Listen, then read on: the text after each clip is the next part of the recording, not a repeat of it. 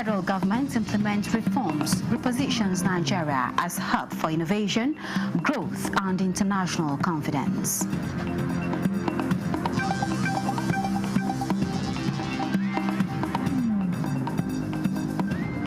The Senate screens NCC board nominees, helps on leveraging technology-driven systems in fighting insecurity, cybercrimes. Nigerians chronicle life and institutional reforms of late Dr. Abdul Ganiu Obatoyibo with commitment to ethics and civil service norms.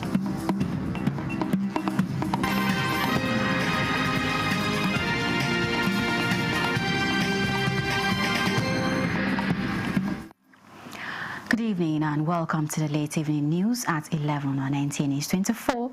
We're reaching you live from Abuja. I am Comfort Fashim. The federal government is implementing reforms that are already repositioning Nigeria as a hub for innovation, private sector growth and international confidence. The Minister of Information and National Orientation, Mohammed Idris, stated this at the Renewed Hope Global Dialogue in London. Framapani reports. The event, with the theme Strengthening Global Partnerships for Economic Renewal and National Rebranding under the Renewed Hope administration, brought together leaders, investors and experts to discuss collaborative pathways for Nigeria's economic growth and global reputation, aligning with President Bola Tinubu's Renewed Hope agenda. The federal government's intention is focused on economic reform, attracting investment and improving national perception. Information and National Orientation Minister Mohammed Idris highlighted the impact of President Tinubu's administration on Nigerians. Idris said the federal government has evolved the ease of doing business to attract foreign direct investment, as well as making Nigeria the investors' hub on the continent of Africa. With the country out of the grey list, the world is seeing Nigeria as an emerging economy and investors' destination. In Abuja, Frama Pani, NTA News. Lagos, Nigeria's economic nerve center, is taking the lead in the country's march towards a $1 trillion economy. Anchored by expanding industrial hubs and thriving free trade zones, the state is driving job creation and producing goods that power both local and international markets.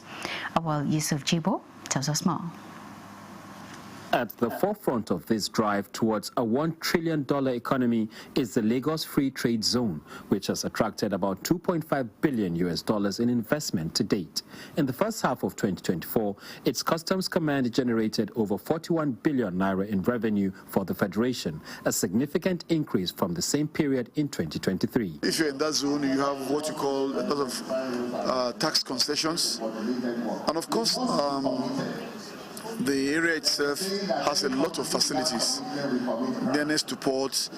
Lately and very soon an airport will also be nearby, and of course nearness to markets. Lagos is one of the largest markets in sub-Saharan Africa. The Lekki Free Trade Zone is still a project, it's an ongoing project. It's a project in making.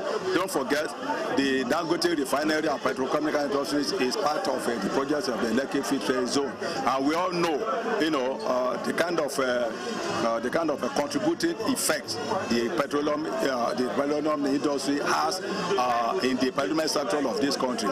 Outside these industrial enclaves, many factories across Lagos still battle high production costs, unreliable power supply, and logistics bottlenecks, factors that raise the cost of doing business.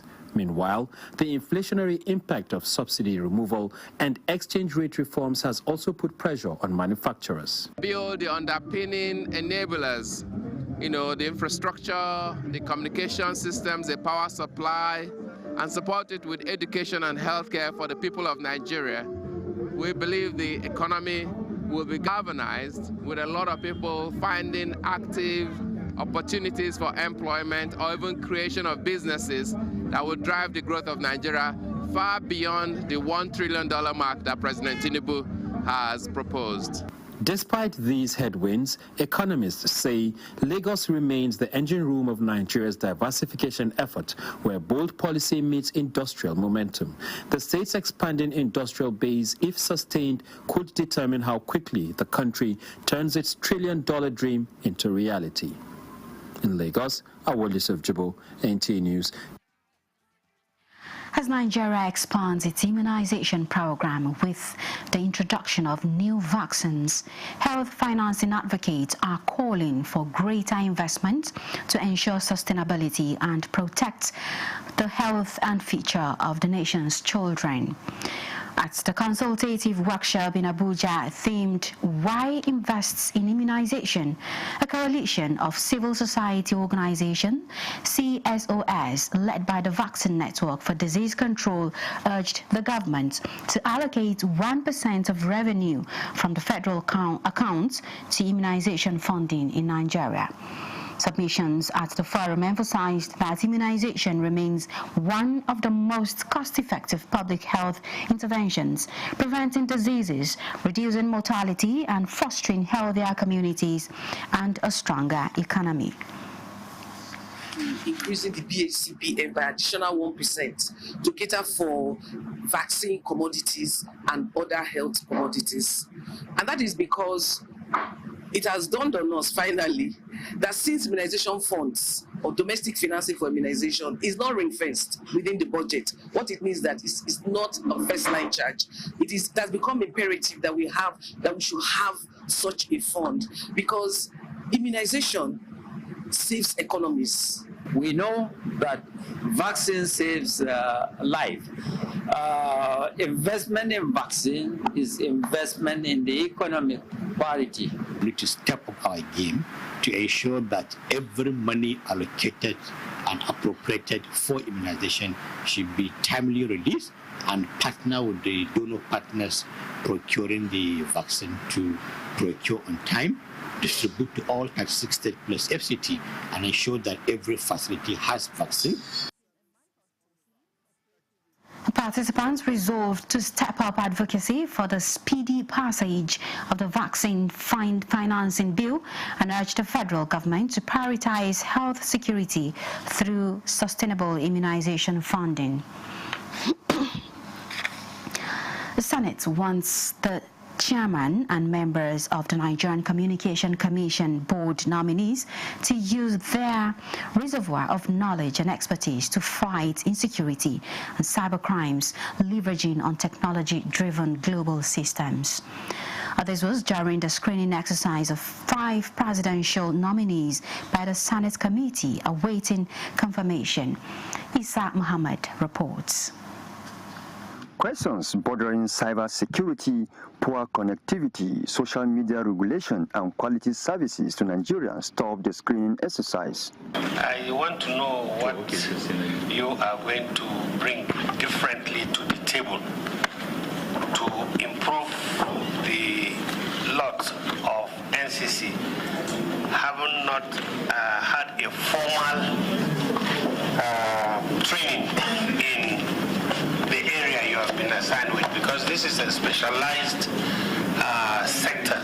Make it very clear and draw the attention of those nominees that their documents are missed. Be honest with you, we will not present this in the floor of the Senate for your confirmation until we get these documents ready. The NCC chairman nominee Idris Olorun Nibe assured of doing their best as a team in tackling the broadband and ICT challenges, especially in the rural areas, and in reshaping the workings of service providers to ensure that citizens are not shortchanged for sustainable development of Nigeria.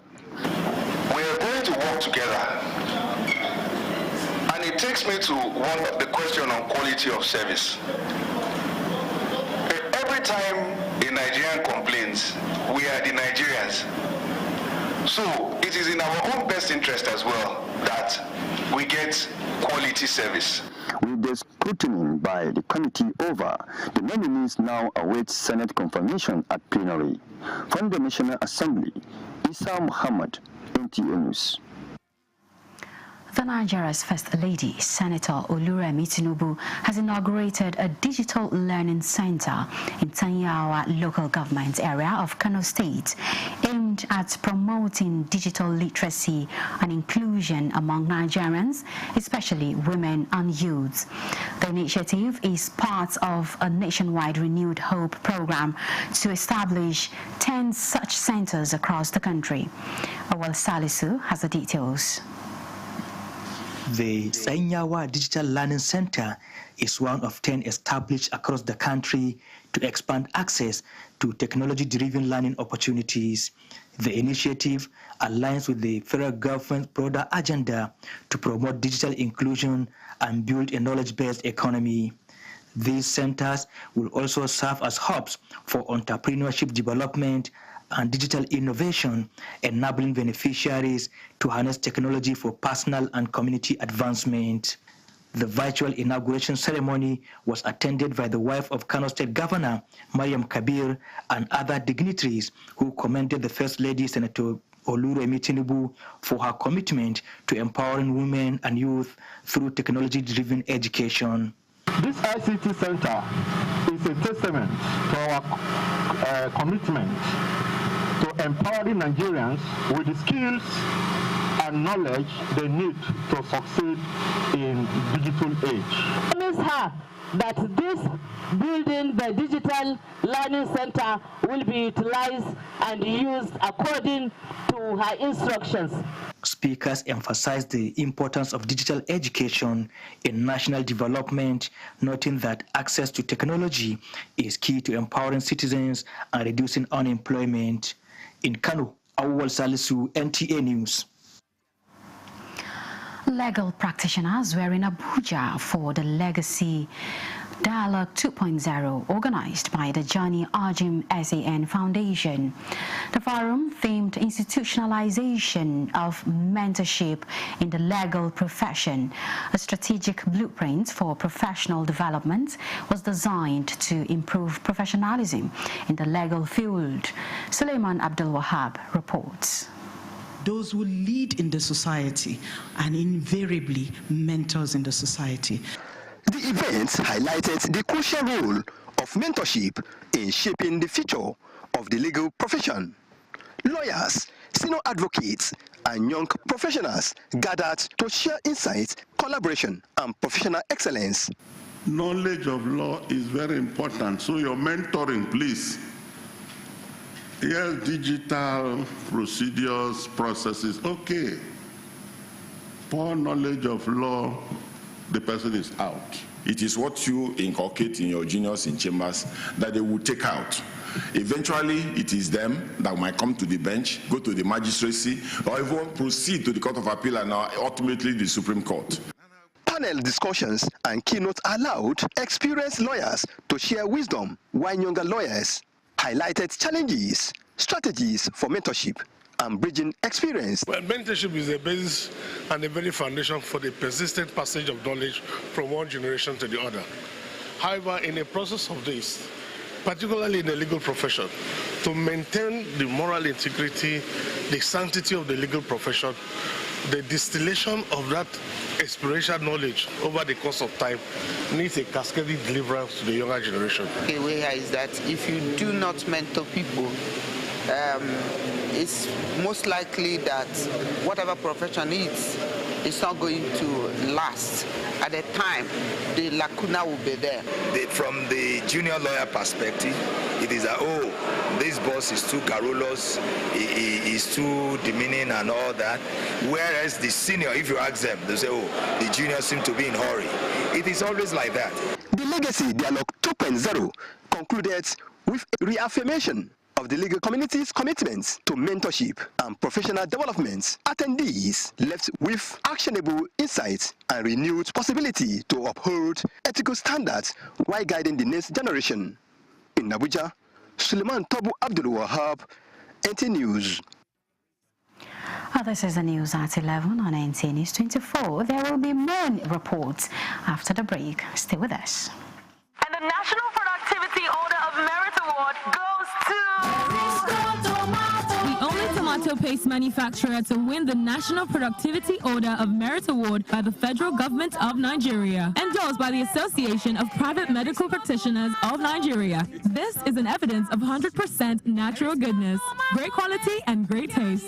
So eat healthy to live longer. Use Arisco tomato paste and products. 100% natural tomato. Better food now. Buy now and enjoy up to 20% discount. Arisco tomato paste, taste of Nigeria. Feel the power of precision, engineered to perfection. Every component is crafted with care, and each design is meticulously tested. From concept to creation, our engineers push the boundaries of technology, seamlessly blending performance and sustainability with a deep commitment to African ingenuity. Introducing the CNG Boss, a remarkable achievement in engineering designed to operate on compressed natural gas, a cleaner and more sustainable fuel alternative. At Innocent Vehicles, we proudly lead the way in creating greener mobility across Africa. And it doesn't stop there. From SUVs to sedans, spacious buses to electric cars, Innocent offers a wide range of models designed to meet every need. Innocent Vehicle, the pride of African road.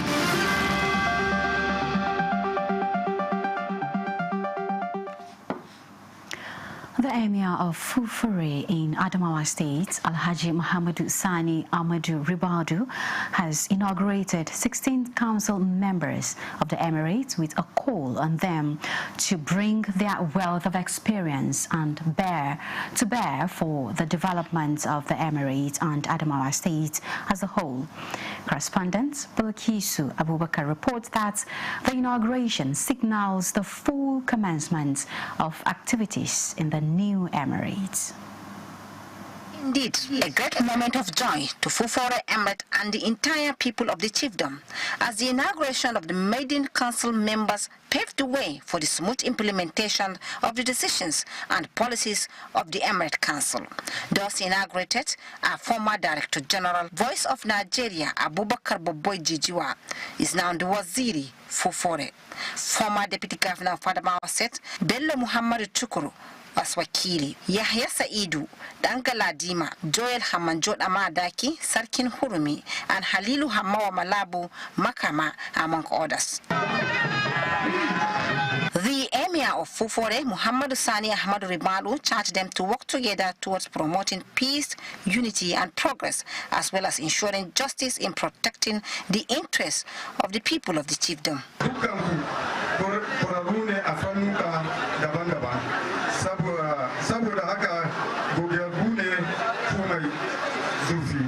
I believe that we are poised to give the best service in terms of advisory services to His Royal Highness the Emir of Fufore, and also to make sure that we assist him in the administration of the Emirates to the best of our ability. We came from various fields, and I'm happy that this is one of the best Emirate Council members that has been inaugurated, and all of us will contribute heavily to the development of the Emirate. The inauguration of 16 council members, marking the first set of leaders of newly established Fufore Emirate, who are expected to work together in strengthening communal cohesion, preserving cultural heritage and development to the Emirate. In Yola, Bilkisu Abubakar, NTA News. The Executive Governor of Kogi State, His Excellency Alhaji Ahmad Usman Ododo, has reaffirmed his administration's commitment to infrastructural development and rural transformation across the state. assuring the people of Taketeide community in Mokpamuro local government area of immediate intervention on the Taketeide-Amuro-Ayede-Amuro road. Governor Ododo gave the assurance during the 2025 Taketeide Day celebration, where he was represented by the Deputy Governor, His Excellency Comrade Joel Salifu Uyibo. The governor described Taketeide as a land rich in culture, human resources and heritage, commending the community for its unity and commitment to self-help development initiatives. The governor expressed appreciation to the community for producing the Commissioner for Information and Communications, Honorable Kingsley Femi Fanwo, whom he described as a committed visionary and loyal son of Kogi State. He further directed the Kogi State Governor, Kogi State Road Maintenance Agency, to immediately make the road motorable through grading and filling of critical portions with laterite as a temporary measure. Climate change and land degradation are some of environmental concerns with direct impact on the crop production, demanding urgent attention in Kogi State. In an effort towards proffering lasting solutions to these challenges, the Climate and Sustainable Development Network has trained 200 women, youth and farmers on smart agriculture in Enjama community in Angpa local government area of Kogi State. Ayodele Ibigbemi, who was there, now reports. The people of Enjama community in Angpa local government area of Kogi State are predominantly farmers. With the discovery of coal mining in the area, many people have abandoned their farms for coal business. This informed the training of the people on the team addressing land degradation and climate change through sustainable smart agriculture in coal mining communities. The training is organized by Climate and Sustainable Development Network, supported by JEF, Small Grant Program, and the United Nations Development Program, UNDP Nigeria. The National Network Coordinator, Stephen Abu, and other facilitators, while highlighting on the importance of the training, say the focus is to address climate change, land degradation, food insecurity, and other related issues. To see how we can actually restore this degraded land and restore the former culture of farming in the land. And what we have come to do is to help them think outside the box, think beyond coal mining as the only means of livelihood, trying to demonstrate to them how they can be able to use waste materials, compost, and even the healthy soil to be able to grow food. They urge participants on the need to embrace climate-smart agriculture and aquaculture for a sustainable livelihood. Participants commend Climate and Sustainable Development Network for the timely and life-transforming training. It is obvious that after this program, a lot of good things is going to happen. I've learned that there is life in agriculture, that through agriculture I can be able to produce so many things. The project is expected to empower the people on alternative means of livelihood by building about 20 fish ponds, stocked with over 10,000 fish as a trial, a plan to enable participants attain sustainable increase in agricultural production with income of coal mining activities in the area. The team, led by the National Network Coordinator, had earlier visited the palace of Onu Enjama. We will lay hand on something that my people can do to sustain them. Ayodele Ibigbemi, NTA News.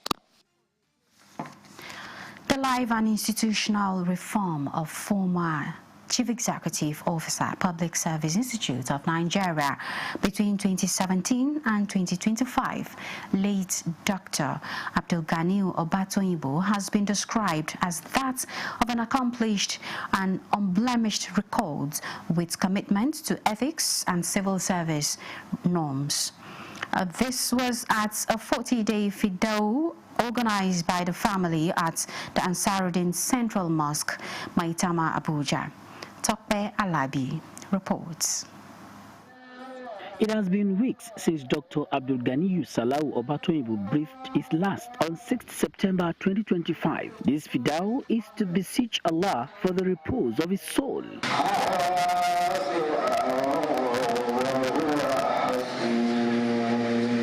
the Ansarudin family, led by the chief missionary in Abuja, Professor Musa Olaufe, joined family members, kinsmen, friends, colleagues, and associates to conduct the spiritual exercise as he described death as an inevitable end for every mortal. Well, we should just take it easy, because any position you find yourself, just believe it's temporary, it's not permanent. He was a very loyal friend, absolutely committed, very patriotic Nigerian, and he's a selfless giver. And not just that he was good, he was an exceptional public servant, humble, hardworking, full of ideas, and very dynamic.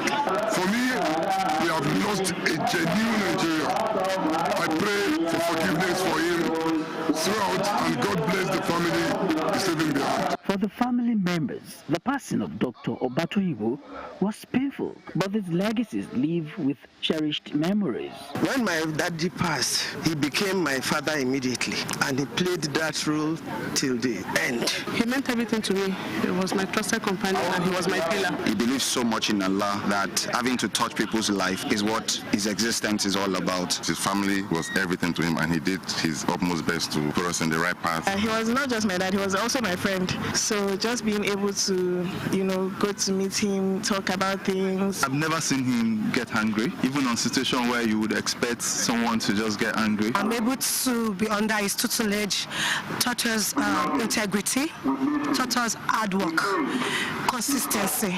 Born 29 September 1957 in Iyamuyi, Ijumu, local government area in present Kogi State, Abdul Ganiyu Salau Obatoyibo attended St. Barnabas Primary School, Ilorin, and Abdulaziz Atta Memorial College, Okene, in 1975, and later studied sociology at the University of Ibadan, amongst other advanced institutions of learning, where he finished with distinctions and left behind family and other relatives. In Abuja, Tokbe Alabi, NTA News. And that concludes the news at 11. Thank you for being part of it. I am Comfort Fashion.